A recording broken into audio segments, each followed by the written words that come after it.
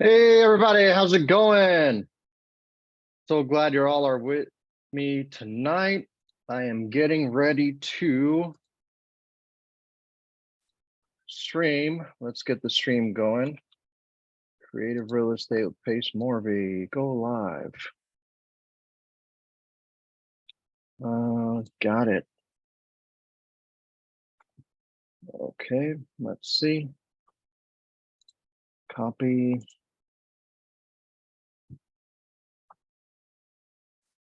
Okay, got that.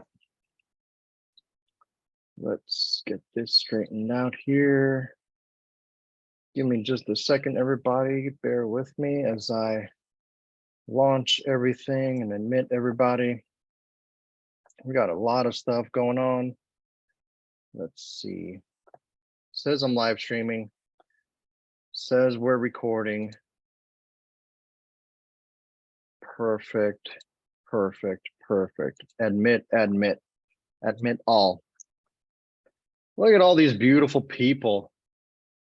All right, let's get me up here. How is it going, everybody? Oh, my camera's off, of course. Of course. Of course. All right, let's see. The chat's up.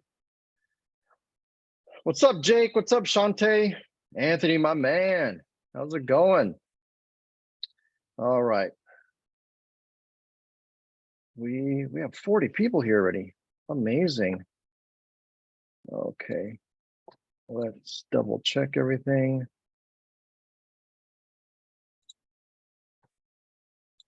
Admit. Awesome. What does this do? Let's see.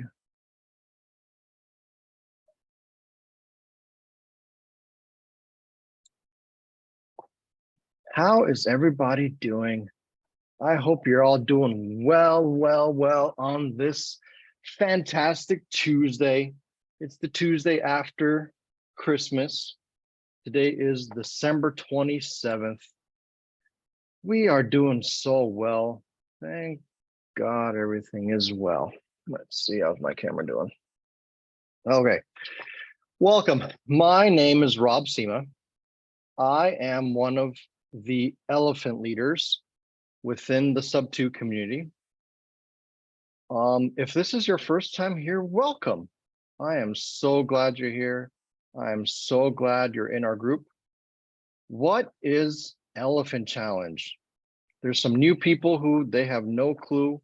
They've never been around Elephant Challenge. They came late to the game. You're welcome here. There is nothing wrong with being late to the game. We're happy to help. We're happy to have you being part of the team. So let's start with what is Elephant Challenge? Elephant Challenge is an event that PACE and the Sub2 community puts on once a month or so. That is aimed at teaching people how to first get started in real estate. It's for people who have never done real estate before, who are new to the game, and they're wanting to learn how to do real estate. And so how do we do real estate? How do we take on this big endeavor, this big project, this big job? Well, we take it on in the same way that we would eat an elephant, one bite at a time. So that's what Elephant Challenge is all about, getting new people into the game. So if you're interested in joining future Elephant Challenges, or if you're interested in joining the current behind the scenes stuff, what I would recommend is going to, let's see, I'm going to put in the chat. So it is pacejmorby.com/invite. pacejmorby.com/invite. That's the website you want to be on. If you go there and register, there, I spammed it in the chat. If you go there and register, you can be added into the whole Pace Morby ecosystem. That grants you access to the Creative Real Estate with Pace Morby Facebook group, and it grants you access to the Pace Morby private Discord server. Now, if you've never heard what any of those things are, that's fine. I would say keep going, sign up using that link. Let's see if I can show you guys what that link looks like. I have this interesting new feature. Let's see. Oh my goodness, look at that. Look at that. Look at that. Let's see. That's not working. That's not working. Let's do it this way. Where is? All right. Can you all see that? pacejmorby.com/invite. Right? Looks something like this.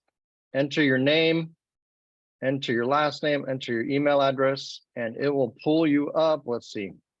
Rob Sima, get access now. You're almost there. Awesome. So here's how you get in. This is the Facebook group. Here's that Discord network.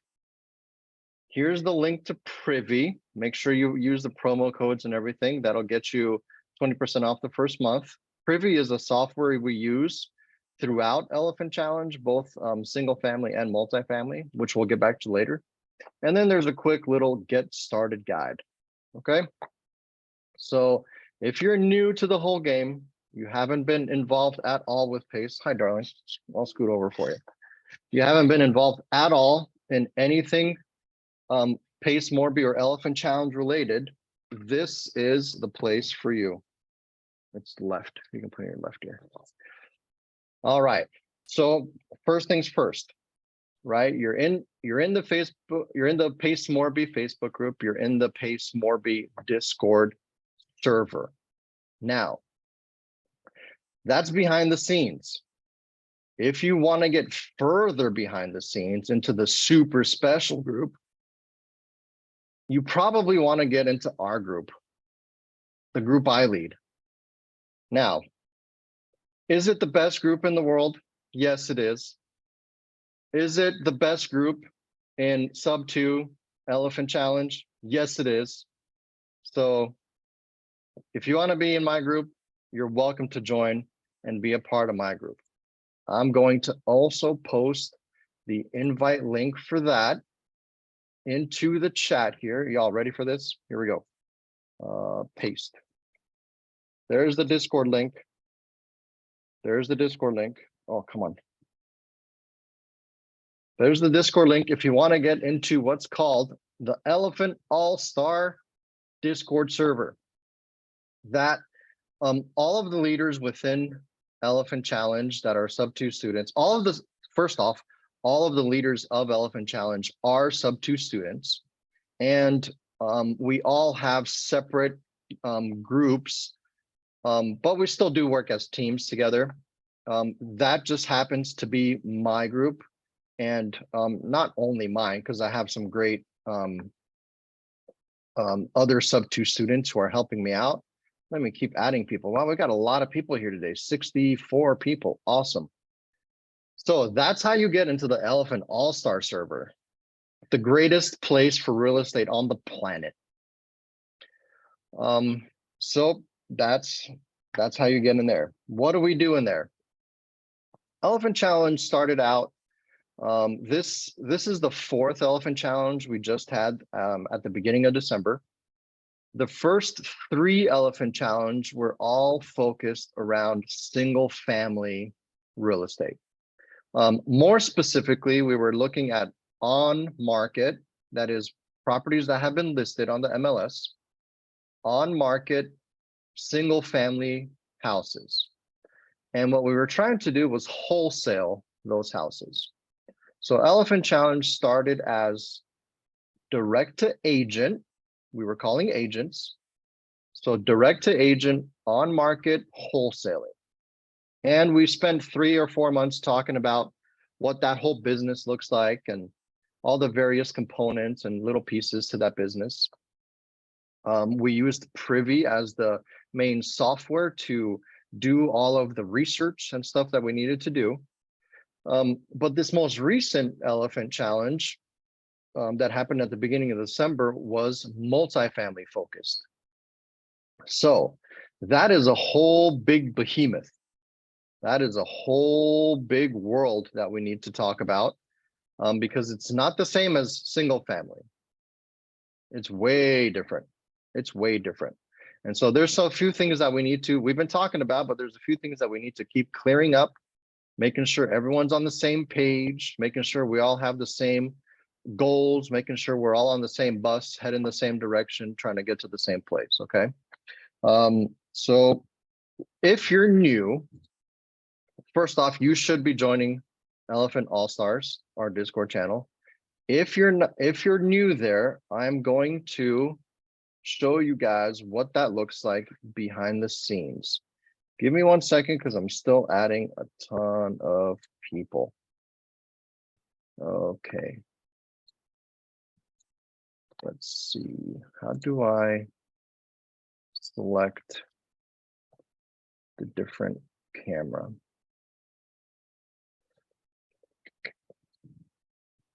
Not working. I have to quit maybe. Oh well. So let's get into the Discord channel. See what the Discord channel looks like. Elephant All-Star Discord.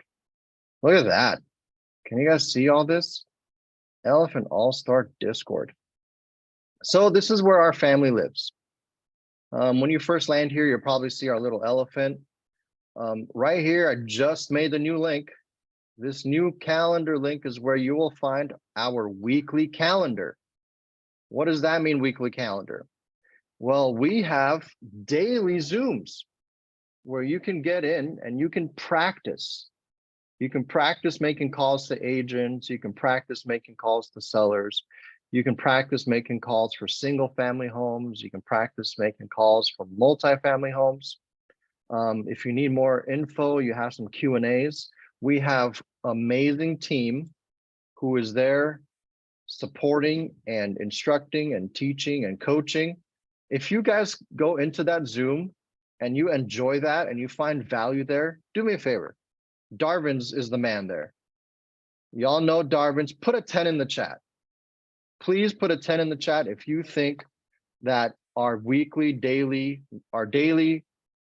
dial Zooms are helpful. Look at all those people. 10s, 10s, 10s. They do an amazing job. Our team is amazing in there.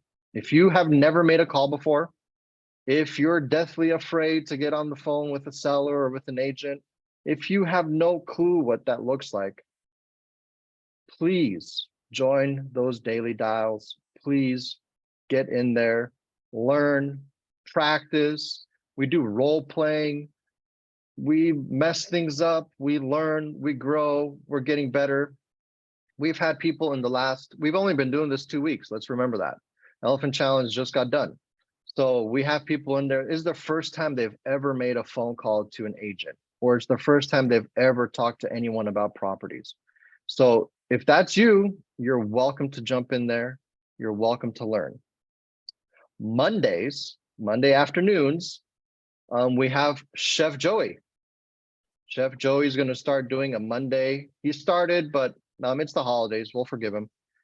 He's doing a weekly mindset Zoom where we just talk about stuff that's bothering us, talk about wins, talking about how we get over certain hurdles that we have. So look forward to that Monday afternoons. I believe it's at 4 o'clock. But what happens is you get into that calendar. You click on this little button. Click on the little button, and it takes you to our calendar. Are you guys seeing my calendar? I think so. Let's see. I'll do desktop. Right. So here's what our calendar looks like. Start at 9 a.m. Central. So 9 a.m. Texas time. And we go pretty much all day. On Mondays, you can see Joey's here. He does his thing. A week ago Monday, we did our first State of the Union. And tonight we're here. We're all here in the Elephant Meetup. That's what happens every Tuesday. So every Monday afternoon, Chef Joey will be doing a mindset Zoom. Every Tuesday night, like this, tonight, right here and now, I will be doing Elephant Leader Zooms every Tuesday, every Tuesday night at 7 p.m. Central Time, Texas time. Pace lives in Arizona. That's all matters to him is Arizona time. I'm in Texas. We take up most of the country, so we're going to call it Texas time. All right. Okay. Now, I better take a drink of my Red Bull and my tea. And my peach tea. Peach cider tea, yes. So let's go back into the Discord because people are new to Discord and they've never been in Discord before, which is fine. There's not a problem with that, but we're happy to talk about it. So when you're in Discord, you have the calendar link. This is where I'll post announcements for the whole team to see. This is where the whole team can chat together. Look at Chef Joey, he tagged us already in here. I want to point out, because this most recent challenge has been multifamily, we're going to be focusing on multifamily a lot.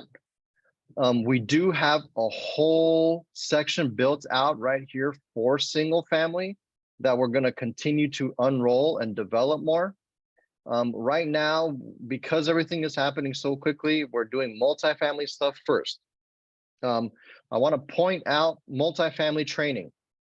This is a great place to come in, get some info. Look at all this cool stuff Darvin's posted, like all these little cheat sheets to kind of get you familiar with what's going on in multifamily. I want to point out a few things. This video right here from the wonderful Miss Shayla will help you understand what to look for when you're filling out the napkin calculator. When you're using a T12 to fill out a napkin calculator, this video will help you with that. I said some words that you may not understand. I'll get back to those, all of that napkin calculator and T12s and all that. I'll get back to that stuff, okay? This right here is a fantastic little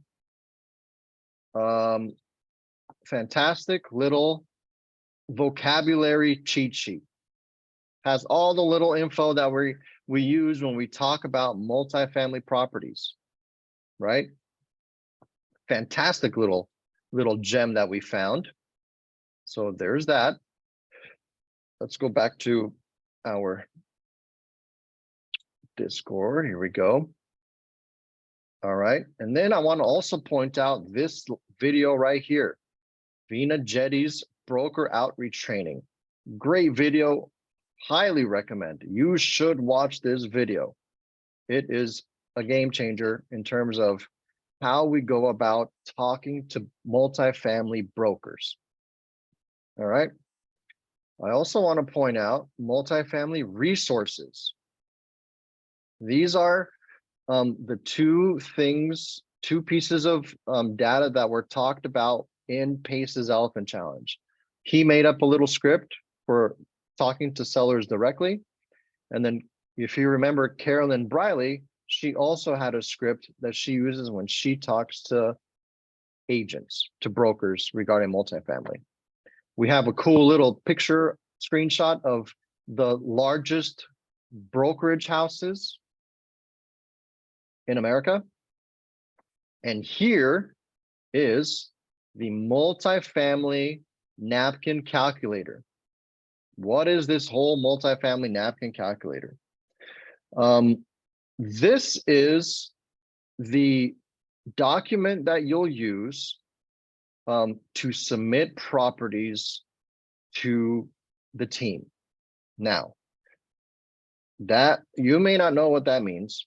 So we're going to spend a minute to talk about that. What are we trying to do? What are we all doing here? Why are there 77 people in the Zoom on a Tuesday night talking about Elephant All-Stars, Elephant Challenge, all this stuff? So here's what we're doing. Our goal for the next few months is to do a few things. we have a few goals. Number one, we want to learn vocabulary. We want to get comfortable talking about terms, like looking at an OM and a T12 and a rent roll. If you don't know what those things mean, you're in the perfect place, because we're going to learn what all those things mean. If you don't know what an NOI and a cap rate is, you're in the perfect place, because we're going to learn all that stuff together. All right. So there's a lot of vocabulary. What is vacancy rate? What's occupancy rate? What are rubs? I mean, if you don't know what any of that stuff means, don't worry about it. You're in the right place. We're going to learn all that together. So goal number one is let's learn some vocabulary. Goal number two is we're going to practice. We're going to practice making calls, and we're going to practice talking to brokers and sellers. That's what the daily dials are for. You can get in there, you can practice, you can learn, you can develop your script, you can develop your approach, you can get comfortable going off the cuff if you get into a situation where you don't know what to say, you haven't been confronted before. All that stuff is there at your disposal. Please go to those daily dials. They are amazing. So we're going to learn vocabulary. We're going to learn how to make calls. Third thing we're going to do is we're going to learn what the multifamily business is all about. Because it's not as simple as just finding a property and turning around and selling it to an end buyer. There's a lot more of a process that goes in there.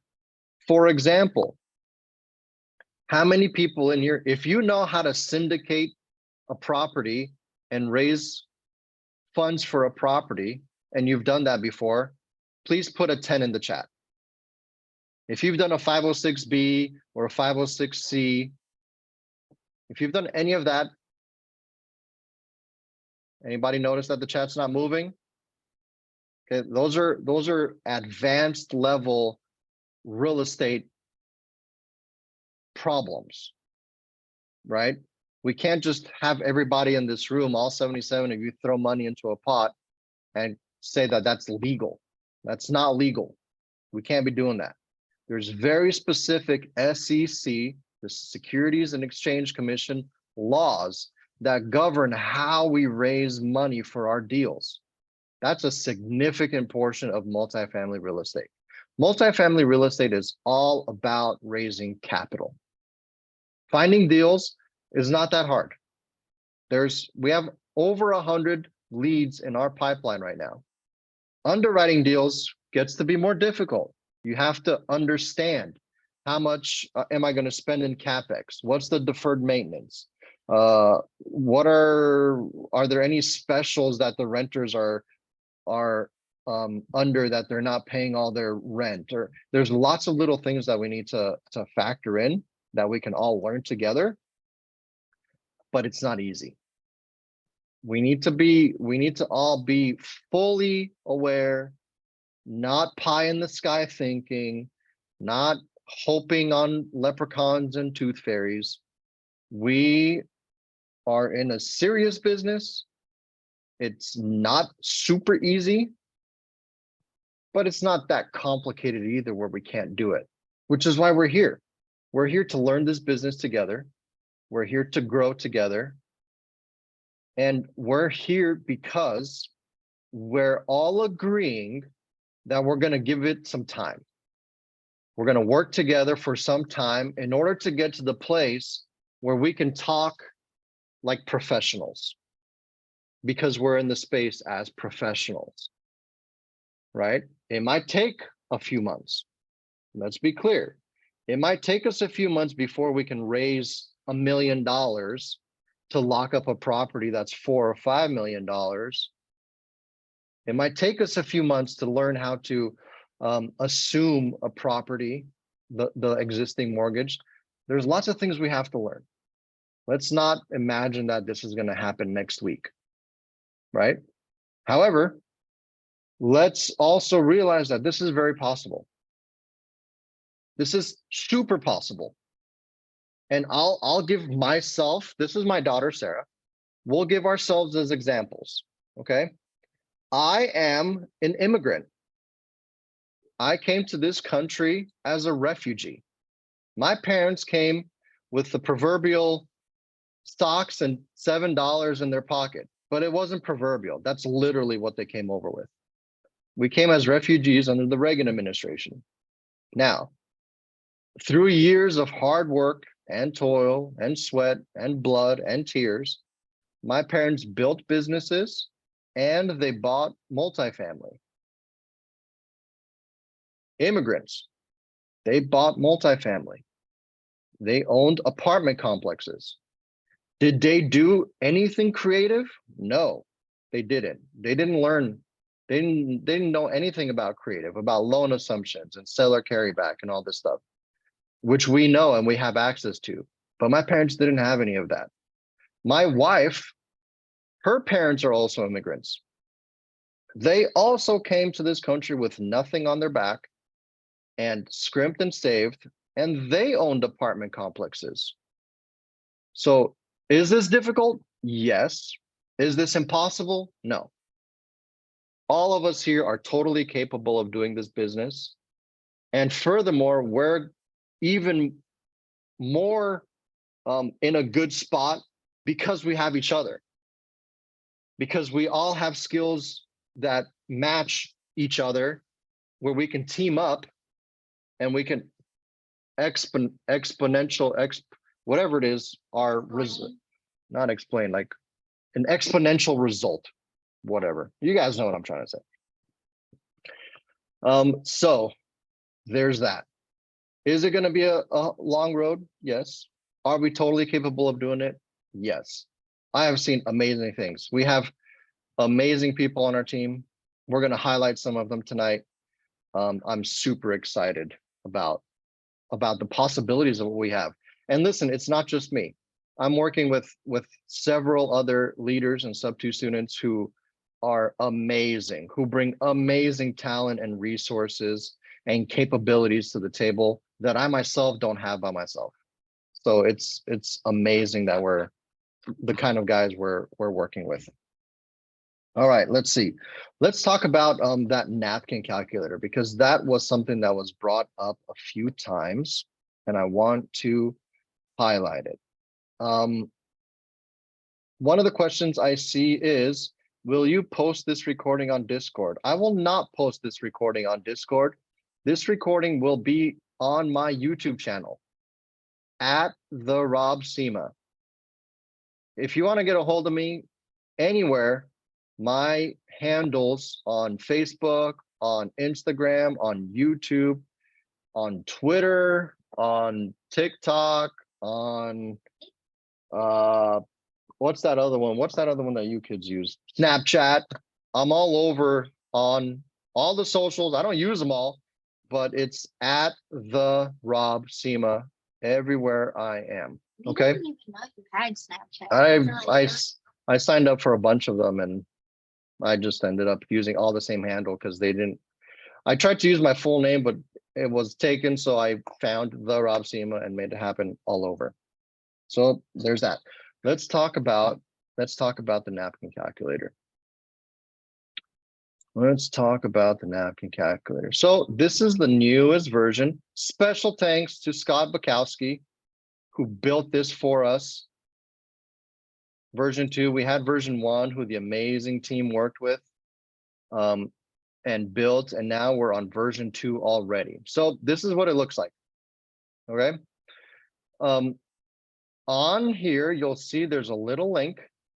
This link takes you to Shayla's video. Shayla's amazing video about how to, oh, of course I have a little ad. Okay, let me do this. Hold on a second. Because I can do amazing things. So this is Shayla's video. I was asked to share with everyone how to take this address. She shows you how to go through a T12, how to go through all those things and get all the information and documents we need. All there for you. It's a little cheat sheet built right into the cheat sheet. Okay. Oops. All right, so here's the napkin calculator. Complete green boxes only. Okay, number of units you put here. Asking price, what the seller is asking for, you put it here. If you know what the whisper price is, put that there. Some people say, I don't know what whisper price means. What does whisper price mean? Whisper price is a term that we typically ask brokers like this. Do you know what the whisper price is? It's common lingo within multifamily language. If the property, for example, if the property is listed for 4 million, but the broker knows that the seller is willing to go down to 3.8, let's say, then that's the whisper price. It's listed at 4, but he knows because he's talked to the seller that it'll go down to 3.8. That's the whisper price. That's the price you should put in here, okay? You put average rent per unit. So not like 20 units times 2,000, 40,000 or whatever it would be. No, you put per unit. What is the average per unit? Well, you might say, some units are, half the apartments in this complex are 1 bed, 1 bath, and the other half are 2 bed, 1 bath. So which one do I use? Well, just add them all up and divide by how many units there are, and that's your average. Okay. Local market average vacancy. What is this? So how do you get this number? 2 ways. First, you can call local brokers and local property management companies to find out what the average vacancy is in that local market. So if you're looking at a property in Austin, you should be calling brokers and agents in Austin. Furthermore, if you're looking at a property, for example, in North San Antonio, you should be calling brokers and property management companies in North San Antonio, because those properties and that neighborhood is very different than South San Antonio, than the south side of town. So get as specific. That's number one, the first place to find that number. The second place to find this number is in our weekly calls. We're working on building up a database for the markets that we're targeting. We've picked 8 markets. We're targeting 8 markets. We're building a database regarding what these local average vacancy numbers are in those specific markets. Okay. That is being worked on this week. Okay. The next square you need to fill out is this one, local market cap rate. You should YouTube, what is a cap rate? It's one of those things that should be known. It's derived off of a little calculation that this awesome calculator does for you, but you should know it. It's not that complicated. People get scared about it. Everybody talks about it. Cap rates. It has to do with what is the income based on what the property is being sold for. Okay, in a nutshell. Where do you get this number? You get this number in the same place, in the same 2 places you got this number, the local market average vacancy. You can either call brokers and property management companies in the area, or 2, you can wait because we're building a database on all those. Okay. I do want to say a third thing about this local market cap rate number. Some people say, do I put the cap rate that exists in that market here? Shouldn't I be putting the cap rate of that complex as it sits now? The answer is yes, both. Okay. And what I mean is both of those numbers are important to know. What is the market cap rate and what's the actual cap rate, the existing cap rate? Why are those numbers important to know? Because that gives us 2 different views. It tells us what's the property existing now and what's its potential. And we need to know both of those things. And I'll show you where to put both of those things in just a second, okay? Here we have a box for rehab, and there's a little cheat sheet here. If it's a Class B property, you put 7,500 here. If it's a Class C property, you put 10,000. Now, you might say, what does Class B and Class C mean? Well, amazingly, on our little cheat sheet, we have information about that.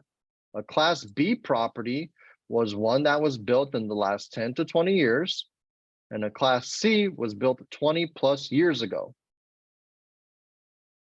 Okay, pretty easy. So you might say, well, why don't you have Class A there? It's because we're not targeting Class A properties. We're targeting Class B and Class C properties. We're not targeting Class D properties either, because those typically need a lot of rehab, and we're trying to avoid doing that right now. So Class B or C. So let's pretend, for example, for a minute, that you came across a property with these numbers. At the bottom, you're getting a not yet, a red not yet. What's that mean? It means that you should keep working with the broker or the seller. You should negotiate. You should get more information. Are they willing to come down on price?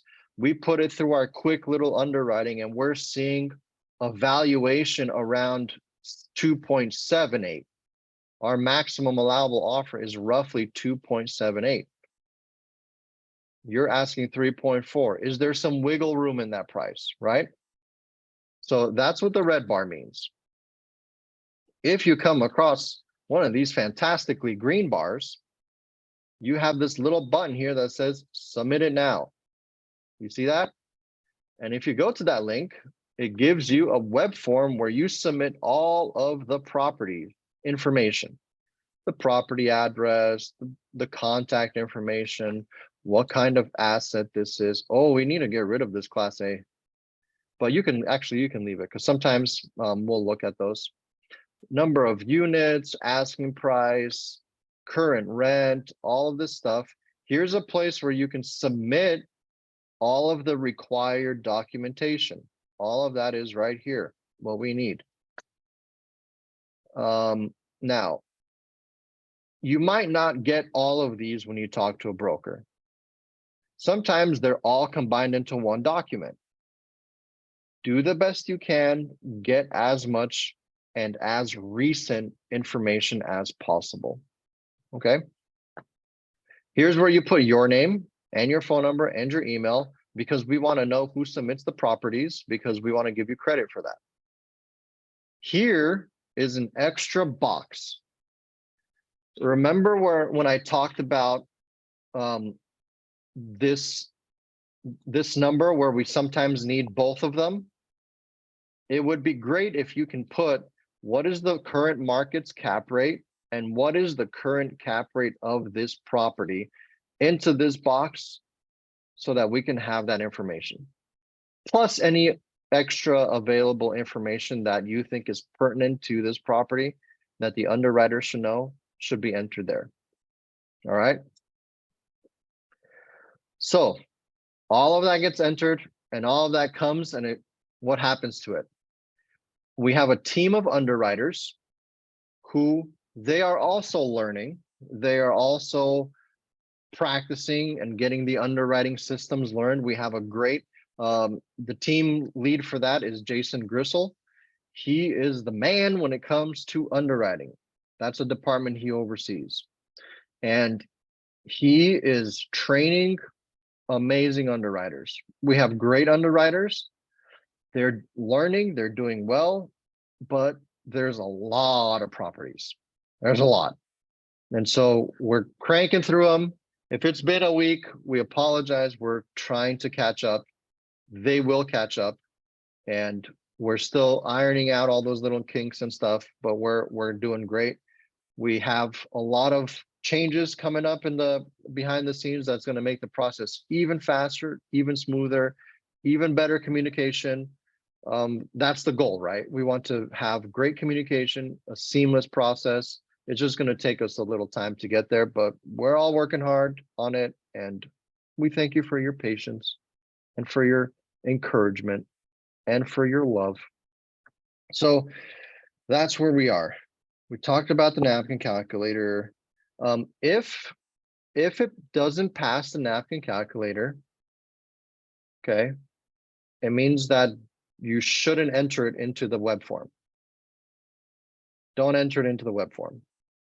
Sometimes some people are hoping that they can just enter properties, kind of like throwing stuff at the wall, hoping it sticks.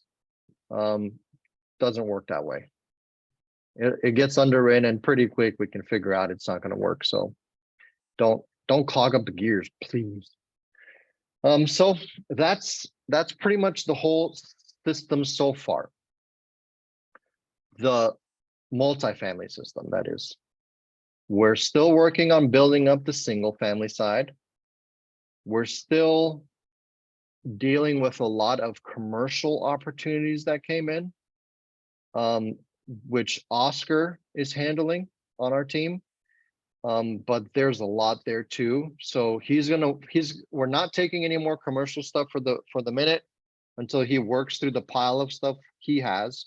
And then we want to sort of shift our focus to be shift his focus to be on multifamily stuff. So he has his eyes on multifamily.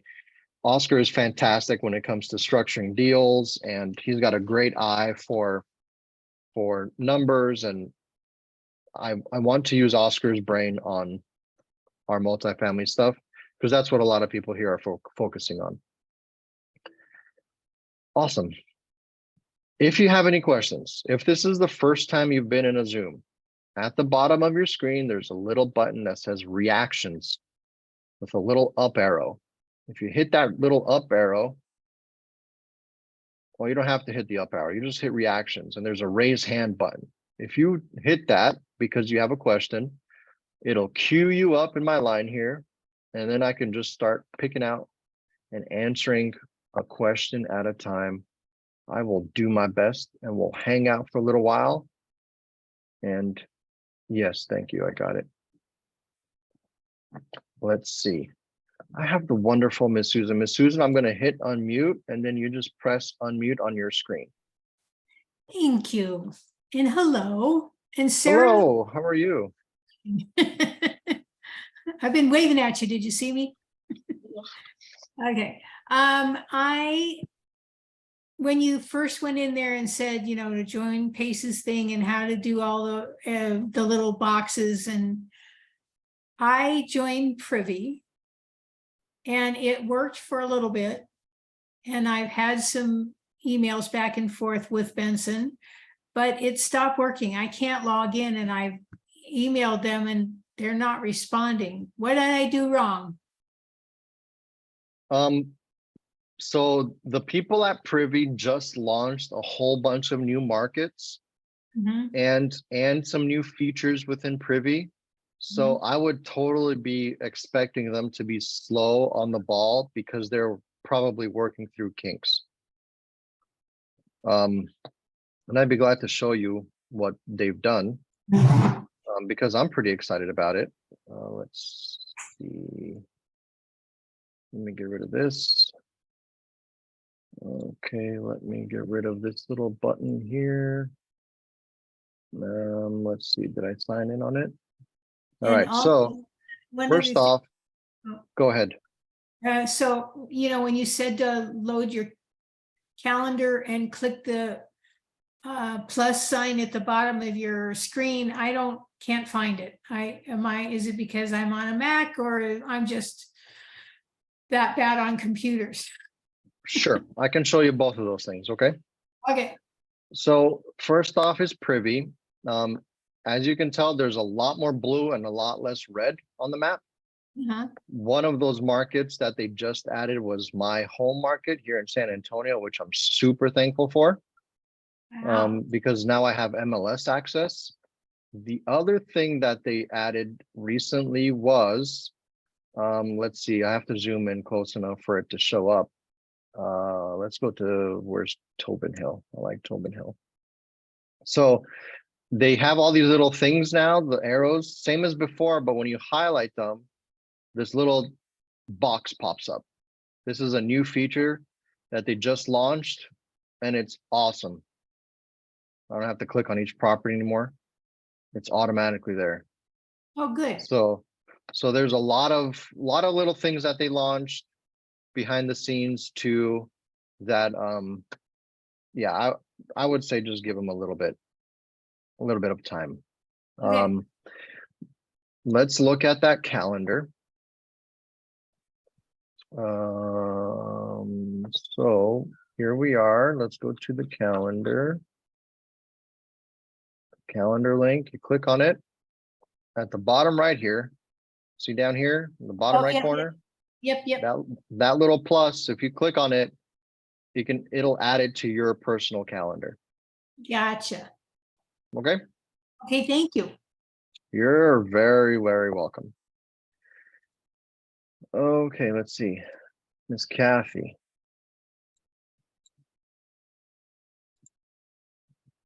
I'm gonna hit unmute. Give me 1 second, let me hit unmute.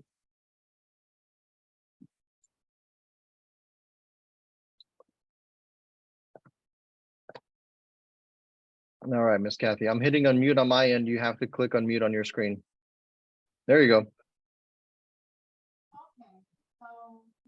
Oh, I can't hear you very well. It's too far.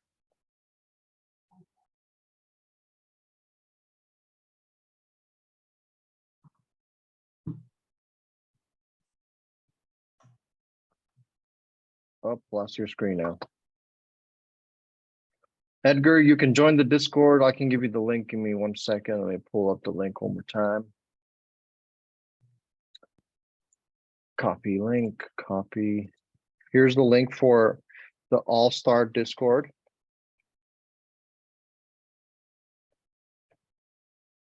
All right. And I saw a question in there until as Miss Kathy gets ready, is the question about should we enter properties into the web form if they get a red light, but they have assumable or seller carry? The answer is yes. If they have assumable loans, if you're sure they have assumable loans, and if you're sure that the seller, or if you're sure that the seller is willing to sell or finance a portion or all of that property, then yes, you should continue to enter it into the web form, even if you get a red light on it, okay? Because that's something we want to evaluate. Miss Kathy, yes. Okay, I hope you can hear me now. Much better. Okay, so my question is, basically I work during the day, so these calls look like they take place when I'm at work. So would that hinder my participation in the challenge? No. Are you able at all to listen in while you're working? We have a lot of people who have a ear pod in their ear like this and they just listen in. No. No? Okay. That's fine. What we can do is we can work on putting recordings up, and you're welcome to watch them and learn. Okay. You probably can't make phone calls during your work either, can you? Mm. So you'd probably have to make phone calls later on in the afternoon. Yeah, or at lunch break. Or at lunch breaks. Yeah, no problem. We can work on getting some recordings put up. I can put them on my YouTube, and then maybe what we'll do is we'll put them as unlisted, and then I'll put the links to them in our Discord. Okay. All right, thank you. Yes, you're welcome. And Anthony mentioned a perfect idea. Maybe consider having a virtual assistant make calls for you during the day. They're welcome to come in and sit in on the Zooms, and you get free training from us. So that's a great idea.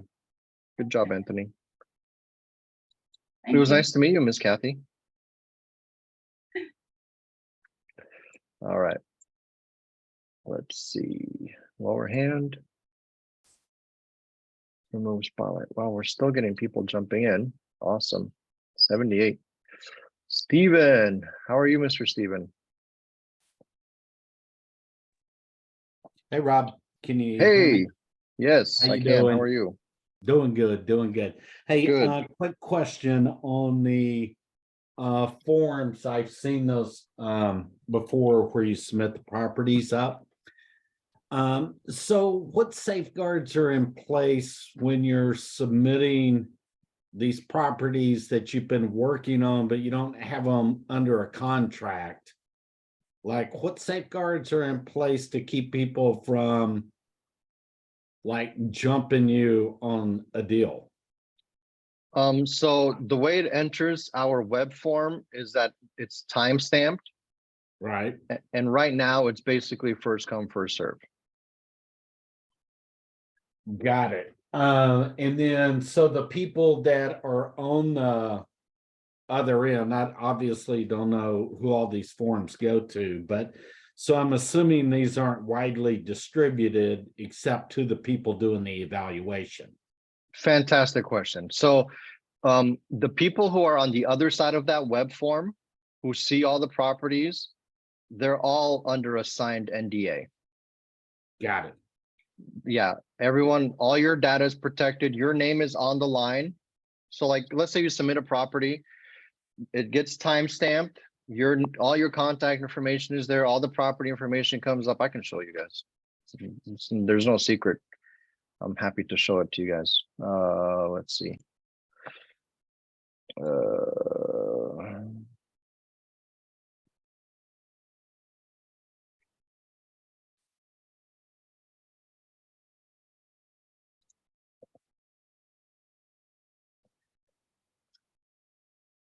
So this is what the other side of the web form looks like. Okay. Property comes in. You see all this red? Means no Right. pass. Means no pass. No good. Right. So the properties come in here and they have your names attached to them, right? All these people, so there's a timestamp, there's the address, all the information about the people, all those little paperwork that you submitted is here. All your contact information is here. All the person who underwrote the property is here. All of these people who are underwriters on our team, they're all either sub-2 students or they're mostly sub-2 students, but all of them are under an NDA. Got it. Okay. So what happens is, let's say we get a green property, right? A green property like this that goes all the way through and eventually becomes something we close on, right? First off, if it's hit a green light, underwriters are reaching out. Even if it hits a red light, underwriters are reaching out to the team, letting you guys know, like, hey, here's the problem with this, here's the problem, this, blah, blah, blah. If it's a green light, they're going to reach out. Hey, this passed our initial underwriting.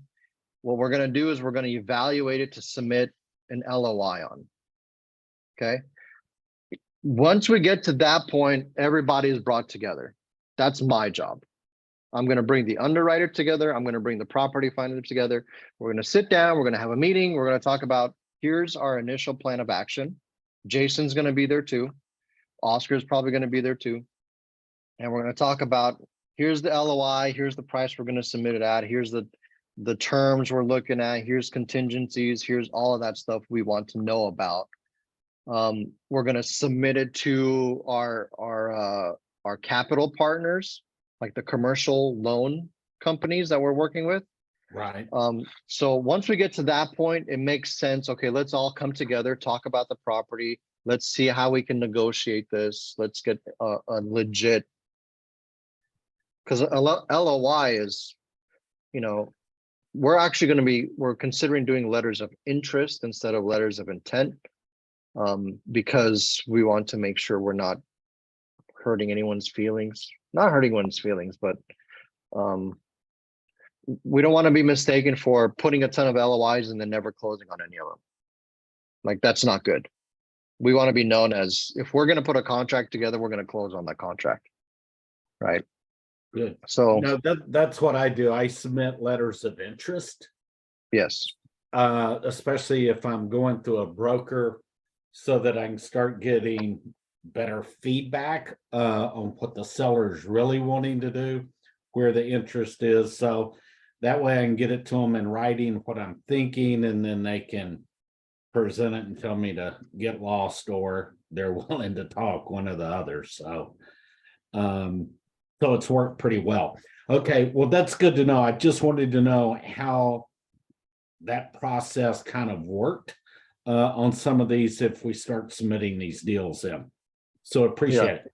Yeah, I mean, that's how I've done it in my single family side. Some of that translates over to multifamily side. But yeah, everyone's has an NDA. It's pretty clear. Like, I mean, and the other reason, like, I'm kind of partial to having sub 2 students back there is because they have accountability in the sub 2 group. Like, Right. I can take them into the sub 2 group and be like, hey, this guy screwed around and he took a property from one of our elephant challenges, and that would be pretty terrible for them, you know? So there's like an Right. extra layer of accountability there. Good. Okay. Very good. Thanks so much. Thank you, sir. Great to see you again. I'll be in touch. All right. Goodbye. All right, bye. Melissa, I'm gonna unmute you. I'm gonna ask you to start your video. Hello. Hi, how are you? Good. Hey. Hi. How's it going? I'm doing good. Yeah. Oh, you got lots of babies. Yeah, lots of babies. I got the gamer. Yeah. I'm gonna need to talk, so I need to be really quiet. Can you do that for me, sweetie? Wait. Okay. All right. So I came in a little bit late in the challenge. So I started with the multifamily. Know that you can do the single family and the commercial, but I don't know exactly what the buy box is for those, as well as maybe we should probably go over what the multifamily buy box is for the new people. That might be a thing to do. Sure. Of course. Yes. Two things. Number one, we have it in the Discord. Are you in the Discord? Yes, I Yes. mapped it out. Some of them are creative only, like 3 bedrooms, has to be 1965 or newer. Some of them are on family, on market or off market only, depending on the area. And I have it listed by state, but my computer is downstairs at the moment for the single family. Like Sure. some of the markets are like only 3 bedrooms and 2 baths. For the multifamily, it should be 40 units or at least 20 units and higher, if possible, unless the members work. Right. So we're going to continue developing that in Discord so it's clearer. At the beginning, it was a free for all, and we're going to continue to refine that and make it easier for you.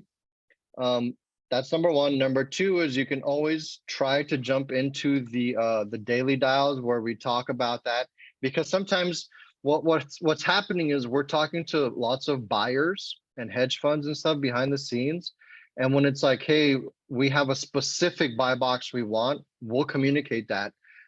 So we can try to get that. It's been a little bit sporadic. We've kind of been all over the place. So we're trying to refine it to make it easier for everybody and not so scatterbrained how we have been in the past. We're improving too. So that's two. Number three is we're pretty much happy to look at multifamily that is multifamily. Like if it's in Texas, I'm happy to look at 5, 6, 4 units, anything in Texas, because it's driving distance for me, right? If it's somewhere else, then we have different buy boxes. We're gonna get specific on those. We're gonna get clear on those. That's multifamily. In either case, multifamily or single family, creative options are always preferred. If we can get into something with very little down, because there's an assumable loan or a sub 2 or there's seller financing or whatever it is, where those are like super preferable, and we're working on developing the skills to get that done. So yes, if you come across a multifamily or a single family for that matter, where they need all of their cash, or they want to be taken out of the loan and they don't want to sub to, or they're not open to creative financing. Consider that a cold lead. Don't dismiss it totally. It's one of those things where we follow up on it. Our plan is every Tuesday to have a full day where we're just following up. We're following up with people we've contacted, be it brokers, be it sellers, whoever it is. We're going to work on follow-ups, because a lot of real estate transactions are done in follow-ups.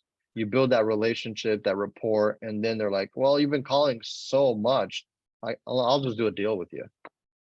So thank you. We do need to refine our buy boxes and communicate them more clearly, and we will do that. And you're an awesome mommy for working a billion jobs all at once. This is just one. I got two more boys. You got four. Oh, thank God. Yeah, I have three total. I have she's 10, and then I have a 6-year-old boy and a 4-year-old boy, Joshua and Caleb, who are full of energy. They're full of energy. Good job, Miss Melissa. Nice to see you. You need anything, we're in the Daily Dial. We're happy to help. All right, folks.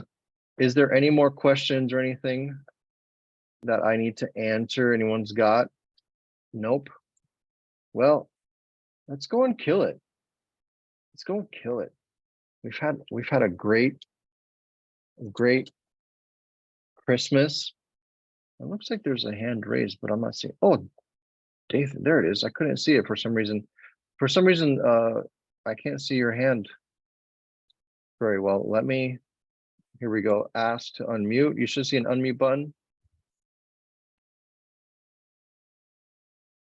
Let me do it one more time. Just a second. Don't touch nothing. Give me 1 second. Ask to unmute. Yeah. Perfect. Oh, I still can't hear you. Now I can hear you. There you go. Hear me. All right. Hey, good evening. Thanks for bringing me on. Heck yeah. What's up, man? So I think Steve had mentioned the question with regards to kind of maintaining discretion for potential leads that we provide in. Can you go into, because obviously we're not wholesaling these, what the finder's fee or how the pay structure is for deals that you bring to the table that we end up closing? Yeah. So what we're trying to do is pretty unique, right? And so I didn't want to, we talked about this last week a little bit. Short answer is we're figuring it out. The long answer is this. What we're doing is kind of unprecedented, right? There's not a lot of people in the game trying to do what we're doing. And so I didn't want to just throw out numbers and assume that those were the right numbers, because I honestly don't know. So what I'm doing is I'm consulting with other elephant leaders who are in similar situations that we are. We're trying to all do the similar stuff, and we're all trying to decide, like, what's the wisest way to make sure everyone is fairly compensated, and to make sure that they're incentivized to keep doing this, right? Because we don't want to just assign a small dollar amount as a property finder, and then it's like, well, I did all that work and I got nothing out of it. We want to make sure everyone's happy. We want to collectively make a decision together so that everyone is heard and understands what's going on. And I also need to do a better job of further elaborating and explaining what's actually happening behind the scenes. Because I think sometimes people are under the impression, like, I found the property, all you have to do is underwrite it and then we can wholesale it. Well, that's not at all how this works, right? Mm-hmm. There's a lot more. I tell people, like, the finding the property and get it submitted is like the very, very tip of the iceberg. Like, there's so much that goes on. And so I've talked to, for example, LT Beer is another sub-2 student who is leading another team. Her team is, I think, 12 people or 20 people or something like that. And they're talking about in like an 85-15% split. And then the 15% is split between the property finder and the underwriter. That's one option. Some people are doing like an 80-20, some people are doing a 90-10. So we haven't firmed it because I want to get all of the other data first. That's one. Second thing is I asked Pace directly about this. Like, hey, none of us know how we're supposed to go about doing this whole compensation model, right? And you know, in a Pace fashion, he's like, well, tell me what your KPIs are. What are your key principal indicators, right? Exactly. Yep. Key performance. Well, we're a week and a half, 2 weeks in at that point, right? It was less, it was like a week in. I was like, I don't have KPIs. I've been doing this a week. He's like, I know. Like, there's no way you can get KPIs that long. You need at least 90 days. So I was like, well, you know, I want to tell my team what's going to be happening. So we're all clear. Like, I want to make sure everyone is understanding and transparency, right? And he's like, so this is where this whole thing came down, where he was like, here's what I want you to do. I want you every Friday to text me all of your KPIs for that week. So last Friday, I texted him, right? Here's how many came into napkin. Here's how many passed. Here's how many were underwritten. Here's how many LOIs. Here's all the things that were messing up and that I need to fix. Here's the things we need to improve, so on and so forth. He wants me to do that for 4 weeks. Okay. After 4 weeks, he said he's going to bring his whole corporate management team in and have a private Zoom with us to break us down, to talk about every detail. Here's how we do this. Here's how we improve this. Here's how, because now we have a little bit of a track record, With the metrics. right? We have some metrics. Exactly. So is it critical for us to talk about numbers? Absolutely. Yes. I want to be transparent. I want to make sure everyone's getting paid. I want to make sure it's fair. I want to make sure everyone is super happy. Like, I want the all-stars to be all-stars, right? I want to do this for another 10 years, but it's still early. We don't have enough data yet. I'm trying to do the best under the circumstances. We're going to get there. Yep, understandable. And then just a two-parter to that question then. That being said, are you looking as far as in investors or end buyers? Are we going to look towards eventually those who would like to participate in unaccredited investing as well? Yes. So on Tuesday, a week ago Tuesday, I met with an attorney who does multifamily syndications and structuring and all that stuff. He is part of Sub 2. We talked for about an hour. It was Jason and I and Ron and him. And we have, I think I'm at liberty to say we have someone. He is on our team. He's not directly on our team, but he is in our corner and ready for us to structure deals as soon as we bring it to him. Primarily at the beginning, we're probably going to be doing 506Bs, depending on the size of the deal. If it's a bigger deal, we'll have to do 506Cs, which are accredited investors only.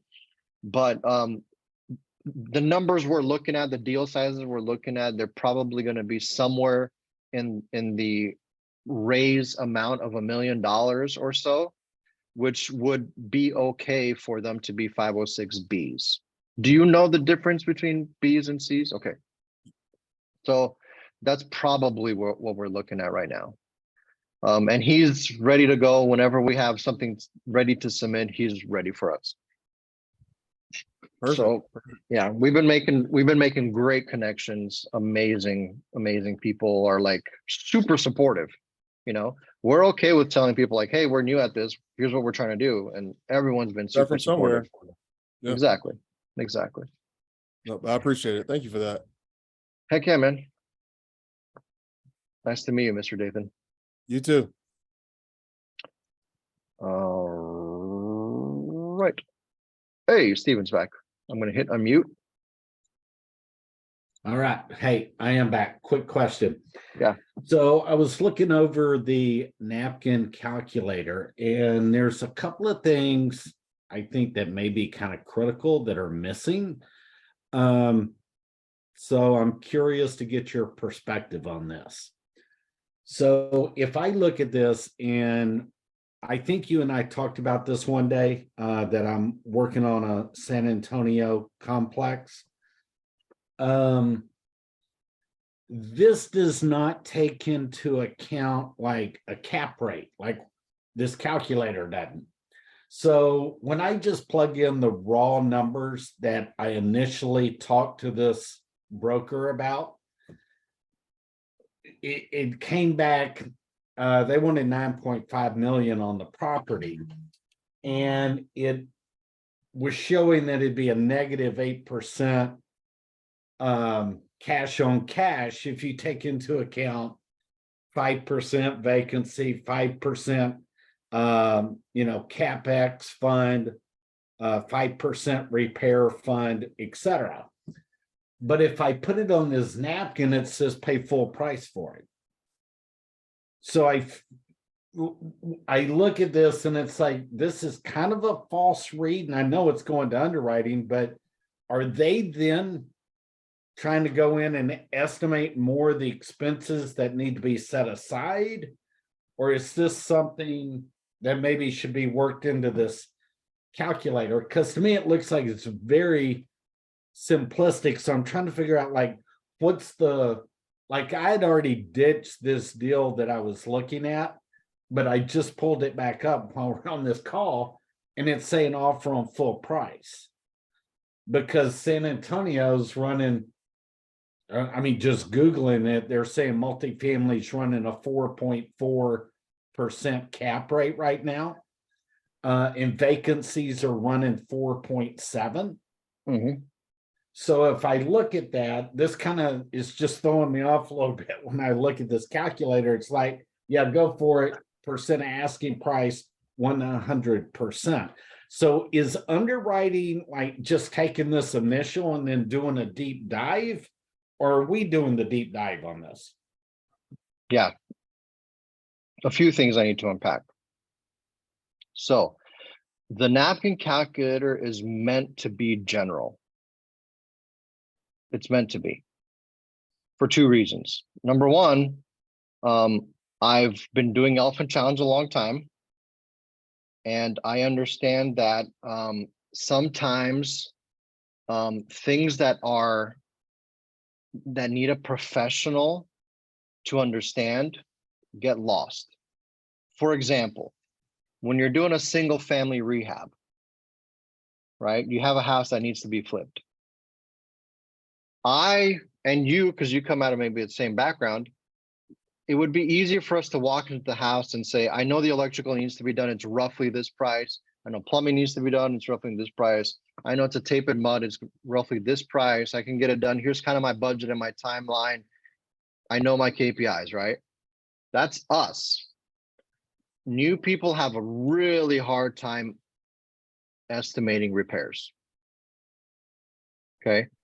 New people have a hard time estimating capital expenditure, deferred maintenance, that sort of thing. It's not a simple topic. It's not a beginner topic, right? The calculator is meant to be a broad stroke of saying, is this at all within possibility or not? If it's within the realm of possibility, remembering that we're leaving a 15% buffer there. That's what that calculator does. It leaves a 15% buffer. If it's within that buffer, we'll take a look at it and we'll put it into deep underwriting. If you're the kind of person who's comfortable because you know how to deep underwrite, you're welcome to do that. You don't have to submit it to us for deep underwriting. You can submit it to us at that later stage. So how would I do that? You would send it directly to Jason or to me. Got it. Okay. Yes. Okay. all You right. understand? Because like, yeah, I absolutely understand. Just wanted to make sure because this was like totally different. Like I did 3 or 4 scenarios on this complex, trying to figure out how we structure a deal for this guy. And then to put it in the napkin calculator, and it's like, yeah, go for it. And it's like, nah, I think there's too much information missing. So, Right. and I don't know if I submit this or if I should, maybe you and I go through it first. Because I put it into the model they used during the elephant challenge where you kind of walk through and you got like the 5 scenarios lined up. Yes. And you can check the cash on cash. I ran it through the Bigger Pockets calculator. So I've run it a lot of different ways trying to get a feel for how we do a deal on this thing. So in something like this where maybe I've got more detail, is it better for me to just send it to you instead of bogging them down in underwriting if we know that the napkin's not exactly right? Is that the preferred way you want to do it, or do you want when you're entering the number into the napkin, are you entering asking price or are you factoring in CapEx and all that stuff? No, I just put in straight. The guy said, I want 9.5 million. And I'm like, what's your NOI? Plugged in just the green spots. And it came back. It just turned off, came back and said 9.5 is good. 9.5 million. It might be, but you would understand further that, yeah, there's some other expenses that we need to talk about and that a deep underwriter would understand, So on one like this, the team wants to look at it, even though we don't know if there's going to be any owner financing, as long as the numbers look good. Well, or no. If there's no owner financing, is there an assumable mortgage? No, this is the one that he's got deep equity on it. Okay. So I think he only, I think it's pretty small based on the P&L and what he's paying for the loan annually. Okay. So we would have to go out and get a big loan on it. Maybe he may finance part of it, but he's trying to supposedly move into a triple net deal and he needs cash. Yeah. So if it's a situation where there's a large equity percentage, like greater than 50%, and they're not willing to finance that, it might not be something we can work with. For example, then they would probably, if this worked out and the team said, yeah, it's worth 9.5, I'm sure if we paid his ask price, he would probably do owner financing. Yeah, if he doesn't need the money to go into a triple net or 1031 or something out of it, if people want to 1031 out, you have to have a place for them to go. And you have to be able to replace that money that's leaving. Right. So if it's a situation where they're taking out 50, 60, 70% of their equity, and there's a very small percentage that's a loan, it's going to be hard for us to be able to make that work creatively. And the reason I say that is because, for example, Pace will not look at any deals where he has to put down more than 10%. So at least 90% of the property needs to have an assumable or a seller carryback on it. And wasn't his minimum 12% cash on cash? Yeah.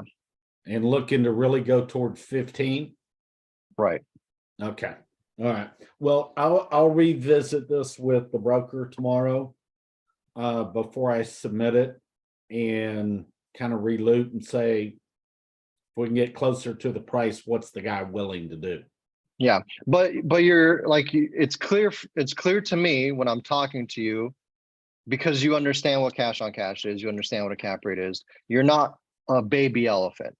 You're not someone who's brand new to real estate and trying to learn terms, right? That was the point of the calculator. Like, let's make it generalized so that at least we can get movement happening. Okay, that makes sense. Yeah, Okay. Well, I appreciate perfect. it. I will follow up on this and I'll be in touch with you, or I'll submit it one or the other. Sure, either to me or to Jason, no problem. Okay, that sounds good. Hey, appreciate it, Rob. Have a good evening. I appreciate you too, man. All right, bye. All right. Miss Robin, I'm gonna hit unmute Miss Robin. You should see it pop up on your screen. Howdy doody. How are you? Great, great. It's good to talk to you. Nice to see Hey, you. thank you. Happy holidays. Happy You have a holidays to you. beautiful, beautiful daughter. She's Thank really you. wonderful. Thank you. She's fantastic. Yeah, she's got a nice smile. Hey, on the napkin calculator, and I'm a little bit of a nerd. So I don't know if I did something to the original that I don't remember doing or what, but on the calculated worksheet, if I'm right, it's set at a static $300 for reserves per unit, and it shouldn't be. And so I changed my napkin calculator on the calculated worksheet to do 50% of the main worksheet B8. So the average rent per unit. So, and the reason I chose 50% is because I simply Googled, you know, what is the best estimate for a reserve, and 50% was what I found. Now, I suspect that changes from market to market, but just as a, like you say, a quick napkin estimate. Am I wrong? Is that calculated worksheet actually a formula, or is it static at 300? And that may be part of what is causing the problem for others. Right. We leave it Yes. at 300. It's static. And And why the is reason that? the reason Yeah. is because that's typically the average across the country. Really? Yes. Regardless of the between- size or It's somewhere between 250 and 400, 450, in that ballpark. We left it static because that would be another thing that you would have to go and research and try to find out in that specific geographical area, right? Right. On the north side of San Antonio, on a Class B property of so many units, how much is typical reserves, right? That's another layer of complexity that it was unnecessary for us to include. And so we just made it a static 300. Because Okay. that's average across the country in general. Okay. I just wanted to ask about that. Then the other thing is too, what if besides properties being submitted, what if we have prospective investors that are interested? How would you like us to go about getting them? Like part private of money, this? you mean? People Yeah, who want to well, put money in? well, also accredited investors. Sure, have them contact me directly. Okay. Okay, I can do that. Either through email or by phone is fine. Okay. You Yeah, guys want because I my used to, Calendly? I I can give used you to guys be my a part of Calendly a- link too. I used to be a part of a group where there were quite a few real estate investors, and I maintained a friendship with them. And so I thought it's at the right point in time, I would get them involved. I'm gonna give you guys my personal Calendly, and that's how you guys can have them set up appointments with me if they want to have a Zoom or a call or whatever. Or just give them my phone number, have them call me directly. Okay. All right, great. And that would also be nice to consider as far as sharing any profit and stuff. That would be great. Yeah. If we've actually brought investors to the game. Okay. All right, great. Um, Thanks.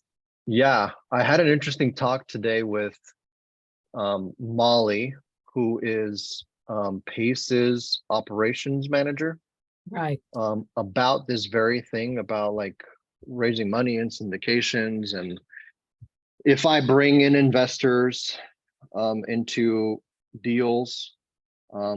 Super interesting. There's very specific laws about like how you can bring investors in, how you're marketing, all that stuff. So we just need to make sure we're crossing all our I's and dotting all our T's. Yeah, and these wouldn't be leads that I'm generating through any kind of marketing process. It would be through personal contact. Good. All right, thank you. Nice to see you, Miss Robin. Yeah, good to see you too, thanks. All right, one more. Mr. Rob, I'm gonna hit unmute.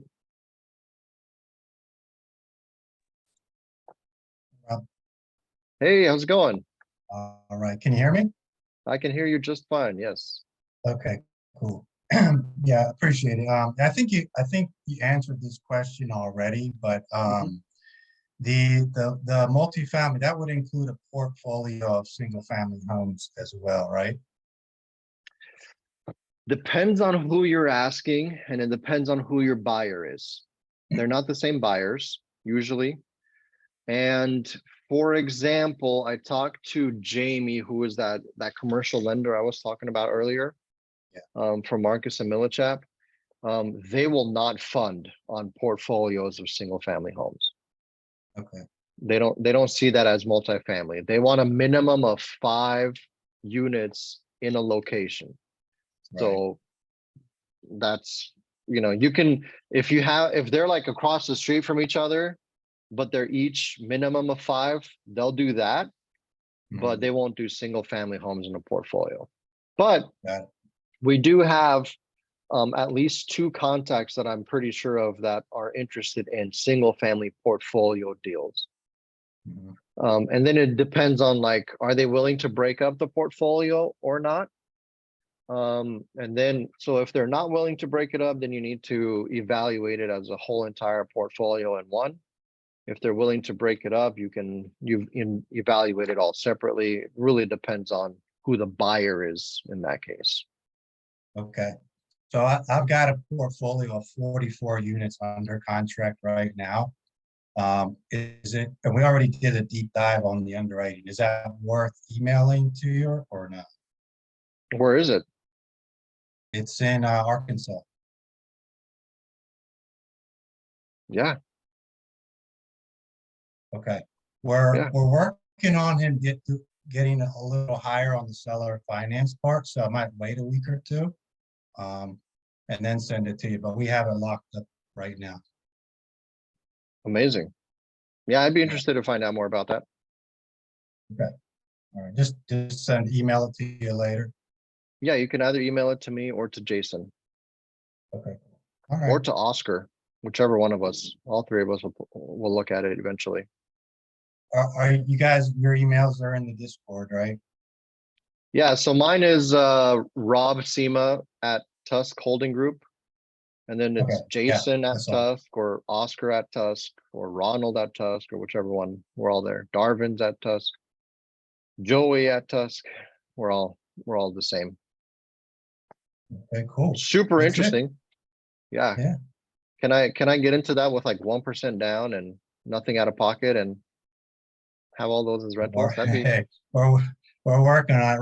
Right now we have it under contract as a cash deal for another, I think 40 days, but we're getting him to go towards the seller finance. It's nice. It's free and clear, the whole thing. So he can do it. Ooh, heck yeah. Why Yeah. not? That's awesome. All right, It'd be cool if he would Well, let you like break them up, or we yeah, can he'll talk do about that. Yeah. Okay. it. I love it, man. Rob, I love Thanks. it. Sounds awesome. Thanks, man. Good to meet you. All right, everybody. Let's call it quits. I gotta get the kids to bed.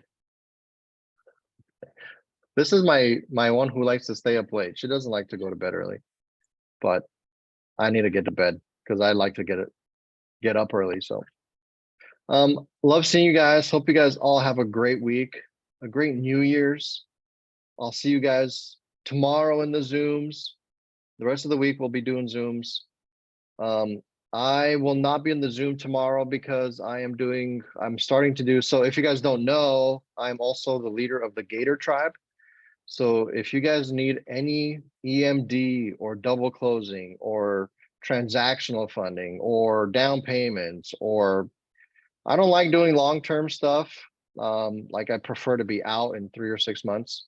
But if you guys need funding for anything, I'm your boy. I can handle all that stuff. I have a great team who can handle all that stuff for you guys. I lead the community. Why would you go to anyone else? They all come to me anyway. They all come to me anyway, you guys. They all come asking Rob, hey, what do I do? What do I do on this deal? Like, well, I'll help you. No problem. So just come to the man directly. I love it. I love it. Awesome, you guys. Looking forward to seeing you guys. If we don't connect, have a fantastic New Year celebration. Go out and gain 20 pounds, and then we'll all hit up the gym for the first 2 weeks and then just live with an extra 20 pounds for next year. I love it. Love you guys. Everyone be safe. Enjoy your families, enjoy your loved ones. Have a good one.